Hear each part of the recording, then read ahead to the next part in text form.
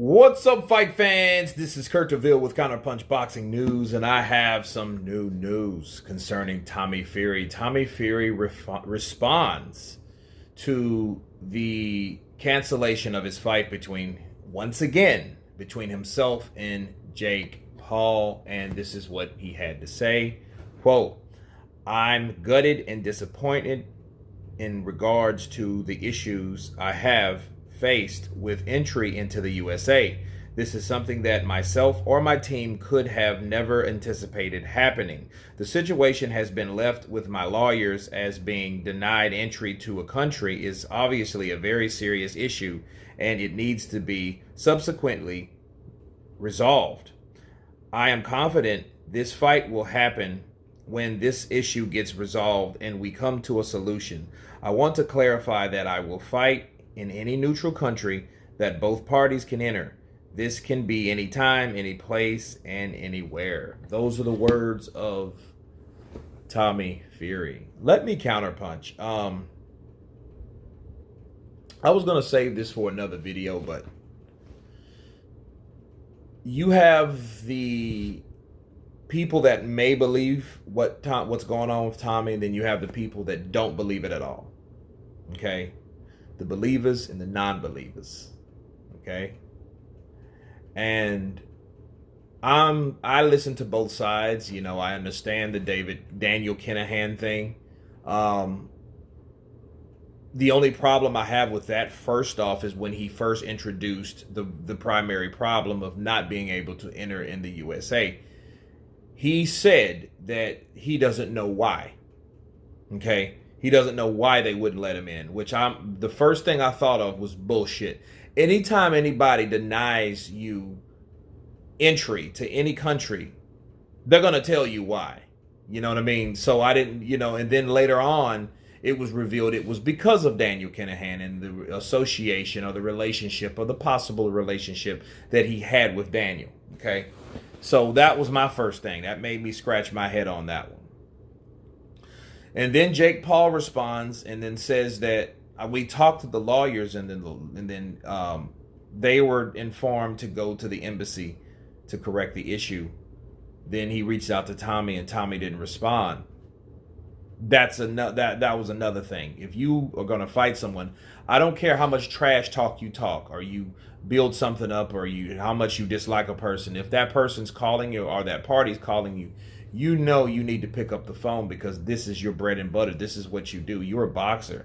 You don't ignore calls from a party of a fighter that wants to fight you or you claim you want to fight. Okay? And to top it all off, my main issue, leave the best for last, is this picture right here. Now, you look at this picture. Look at that picture mighty carefully, all right? And if you notice that particular picture, you see Tommy Fury, it's the 7th of, what is that? 7th of May, right? And I could be looking at that wrong. Hold on a second. You see that there. And it's like, all right, well, damn, dude, you were just here not too long ago.